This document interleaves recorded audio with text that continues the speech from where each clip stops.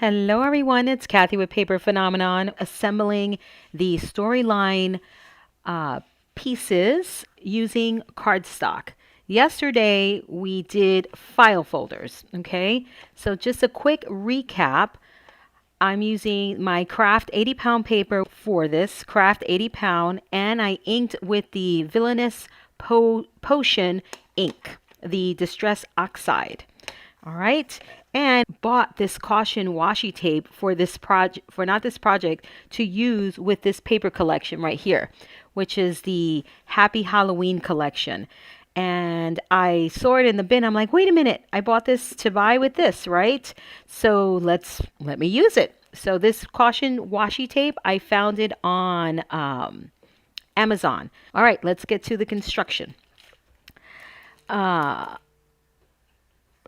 So we did all of our H, I, and J, right? So we did all of that. We did H, I, and J. We assemble these pieces. We also assemble A and B. So now what we want to do is take H, I, and J, put it to the side, and then we want to get C. That's G. Sorry, this is C. All right. G, E, F. I'm just getting all situated here. E, F, and then, okay, easy peasy, guys. So your diagram, if you need your diagram, this will be in your project folder, all right? So you'll see it in there if you want that and not have to watch the videos. So I'm all prepped. I've got my tape all ready to go. I've got my flaps tapered. All right, so let's do it. So C goes right on top of A. And you're going to see the different look between cardstock and file folder. Not everybody loves file folder or the tab on a file folder. It may not apply to your project, but if you want to, you can pretty much use file folders for any of my projects. Now, there's some thinking involved, right? Because if you have a tab where there should be a pocket, you have to really think about the construction. But I say go for it, guys. Go for it. Okay. If you love file folders and you have a bazillion, my next project, cut it out of file folders. Okay. So you want to consider all of those. You have to consider the tab. The tab is the most important thing. And if you add the tab as a bonus, then you have to change the size of the album cover also, unless those tabs are going to be sticking out. So a little bit to think about, but you absolutely can. All right, so there is our letter C, and let me write C down so I don't confuse myself. Okay. Now from C, you're going to attach D, and D is another one with a gusset. Okay, so I've got my D tapered and taped, tape on the dented side. Tape is always on the dented side unless otherwise instructed. You want to line it up with the bottom of C. Okay, nice and straight and even.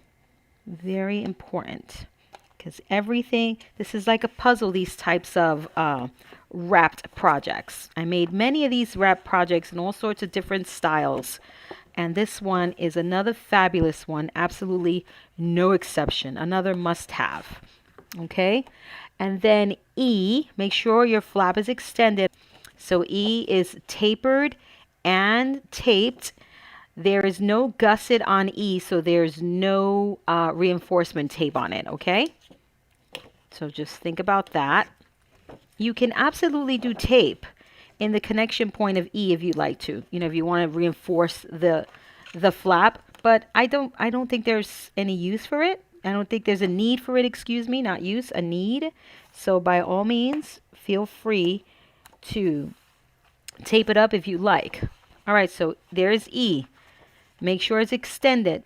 So make sure all your flaps are extended when you're attaching things. Okay, and there's my F piece. Everything's all inked up. I added my tape when everything was nice and dry, because if you try to add tape to wet ink, it's not going to stick. So when you ink things up, either add your tape before, or make sure if you're adding it afterwards, make sure it's dry. All right, so there's F.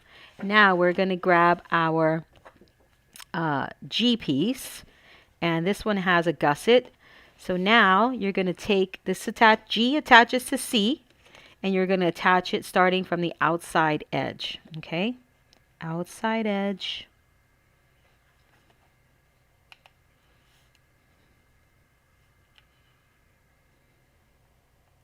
Nice and even and straight. I'm loving the caution tape, guys. So cute. Check out Amazon for the caution tape. Adorable. I bought 3 rolls of it because I just love it. Not that I'm going to use it the whole time, you know, this Halloween season, but I'll have it just in case they don't have any more of it. All right, so that was G. Now we're going to attach our D and E piece. So D1 goes right on top of D, but on the bottom of D. Okay, so that's D1. And you want to flush it closer to E. Right? You don't want to go onto the score line because you want to be able to fold, but you want it closest to E. Whoopsie. Nice and straight along that edge.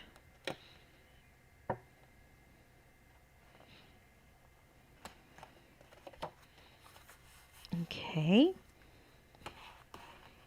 And then E goes right up here.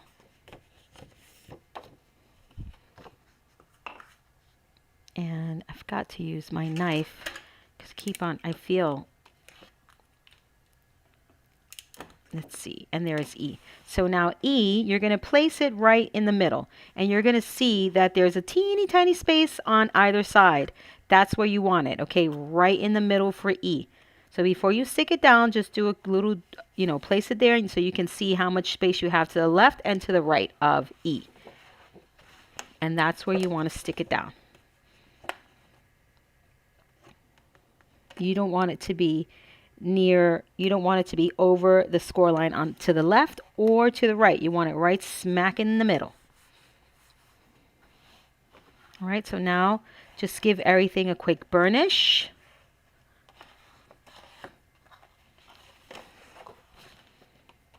I want to close and burnish, close and burnish. You don't want to close and burnish over a gusset until you make sure your gusset is engaged or, doing the right thing. Actually, not disengage, because then you'll screw up your gusset. So make sure your gusset is flat when you are burnishing. And when you burnish, you better make sure your pages are straight because you're going to reinforce that score line, and what's going to happen is it's always going to do whatever that score line wants it to do. Okay, so don't just go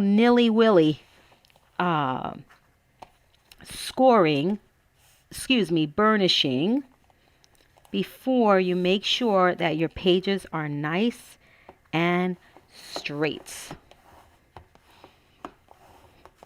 All right, so now I know my page is straight, so it's always going to go right back to that. Always. Okay. When you reinforce your gussets with the tape, they take a little bit to get used to it. All right. It takes it a little because you have additional bulk there.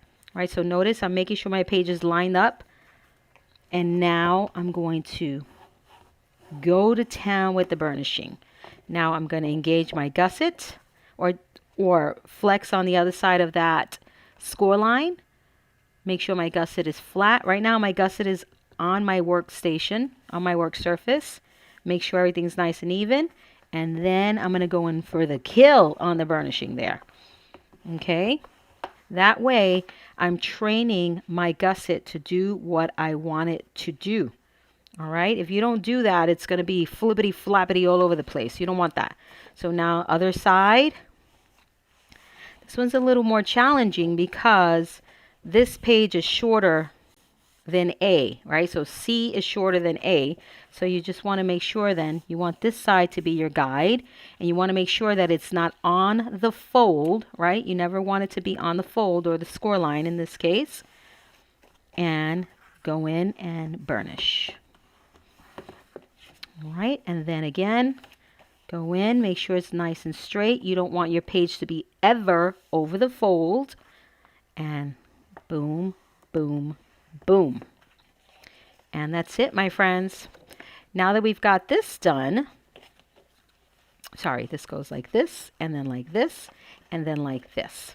Nope, I'm lying. Then like this, like this. So before, now all we have to do, see, look at how beautifully squared off it is after you burnish. Before the burnishing is like all over the place. But now that you've burnished, it knows where to go, okay? So just be careful that while we're working on it, that you don't flatten a gusset or something. Just be careful with your gussets until the album is full, all right? Because you'll easily smash it. You'll smash a gusset by accident. But I promise you, this tape will give you, you'll feel it. You can't see it, but you'll feel it, I promise. Feel one of your albums with a gusset that doesn't have tape, and then feel one with the tape, and you'll see the huge difference. All right, let's continue. Let me stop loving on these gussets here. Okay, so now grab your H, I, and J pieces, and those get attached right on top of A, lining it up with the cut edge, to the left, all right, because the right side has a cut edge too. So make sure these are tapered. If you're using file folders, I cannot stress enough to make sure you watch that part 1 video. Very, very important, okay? So line it up with the cut edge on the left-hand side. I like to start on the corner, and then I line it up with the top. All right, with the top, make sure it's straight here. If it's straight here and your paper is straight, when you bring it on down, guys, it's going to be straight, okay? It's going to go perfectly to the opposite end corner. Now, that only happens if you cut correctly. Okay, now go ahead, please, and burnish. Now let's do I. You're going to do the same thing. You're going to start on the corner.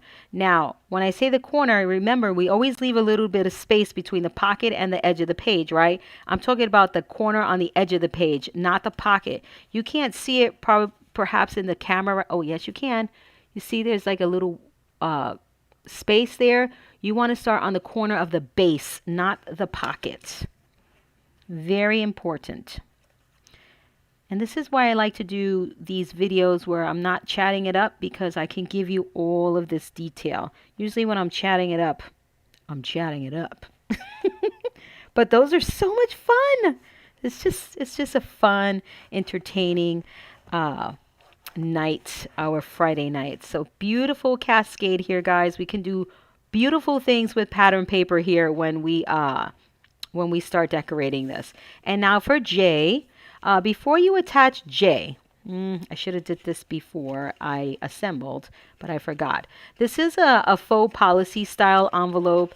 And if you notice, policy envelopes join in the middle, right? So I'm going to mat that way. However, I want to create a faux joint here in the... Where is my distressing tool? Hello. Oh, here it is. I want to create a little faux center here, or division, I should say. So when I mat, you won't see just the Kraft. You'll see the purple, and it'll look like it's like there's a joint there. Okay. All right. So now let's add this right on top of here. Now I do have one little comment here. So if you want to treat this as if you're going to mat this as 2 separate pockets, and that's what I'm going to do. So what you want to do, and I didn't do this for the file folder, but what you want to do is grab a pencil. I can still mat as 2 separate pockets, but I don't want this to show. You're going to go just slightly to the right and the left-hand side of those 2 pockets and make some marks. And you're going to cut. Straight cuts for me, guys. Straight cuts. All right, and you can either, you can stick this down if you want to, which I think I am, because, darn it, the tape is on the wrong side. I'm just going to cut it off. Don't listen to me. Don't listen. I'm just cutting it off. Nice and even cut, guys, okay? Nice and even.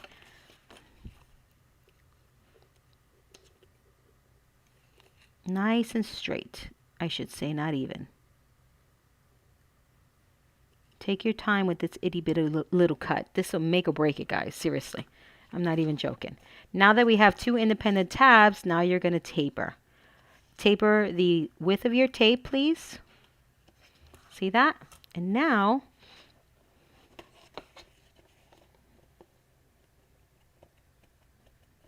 just going to ink that just a little bit. All right, and now you have 2 independent tabs that are going to, when you mat, you won't see them. Okay, see that? All right, so now the key is to get this on here nice and straight. Straight, people.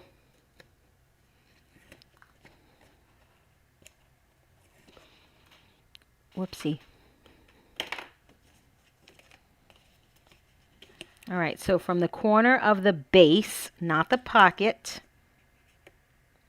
you're going to attach this. We're stacking here. So when we're stacking these pages, it's so important that you take your time and you get it on there nice and straight because it makes a difference, guys. Okay. All right. So now that we're on here, we're going to burnish. Okay. Let me get a paper clip so I don't bang up my flap anymore. And now you get to see the crease or the connection point all the way down. Okay. And I'll show you the difference with the file folder.